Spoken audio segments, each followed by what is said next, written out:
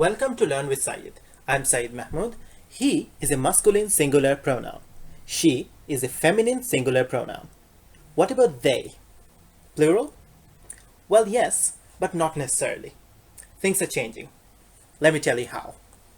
It is often important to use language which includes both men and women without making a distinction between the genders. This can be tricky in English when it comes to pronouns, because a person's gender is explicit in the third person singular pronoun, he, she, his, her, and so on. There are no personal pronouns that can refer to someone without identifying whether that person is male or female. So what should you do in sentences such as these? A researcher has to be completely objective in blank findings. If a student is thinking about learning English, blank can get good advice from this YouTube channel. Traditionally, it used to be he. If a student is thinking about learning English, he can get good advice from this YouTube channel. That's the way it has always been for a long time. There was an extended period of time in the history of English language when the choice of supposedly masculine pronoun, he, him, or his, referred to a person of unknown gender. Although it said his, it included her as well. For example, in this market, anyone can buy anything he needs. The use of a masculine pronoun as a gender-neutral one has traditionally been considered grammatically correct.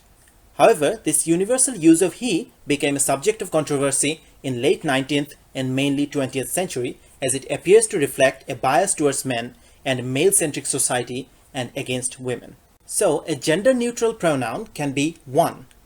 This can sometimes be used to avoid gender specification issues. However, it cannot normally substitute for a personal pronoun directly, and a sentence containing he or she would then need to be rephrased, probably with a change of meaning, to enable one to be used instead. For example, one has to be completely objective in one's findings, but you cannot say a researcher has to be completely objective in one's finding, because as I said, it cannot directly replace the personal pronoun. So, we seem to be left with the option of using he or she. So you can say a researcher has to be completely objective in his or her findings. It is grammatically correct and has been around for some time, but everybody agrees that it is rather a cumbersome way of dealing with the problem. Hence, make way for the singular they. It was used sometimes in the previous centuries, but now it has made a comeback. For example, a researcher has to be completely objective in their findings. When I tell someone a joke, they laugh. When I meet a friend, I hug them. The customer should be told at the outset how much they will be required to pay.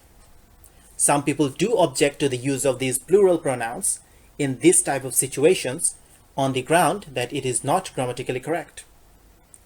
However, it's increasingly common in current English and is now becoming widely accepted in both speech and writing.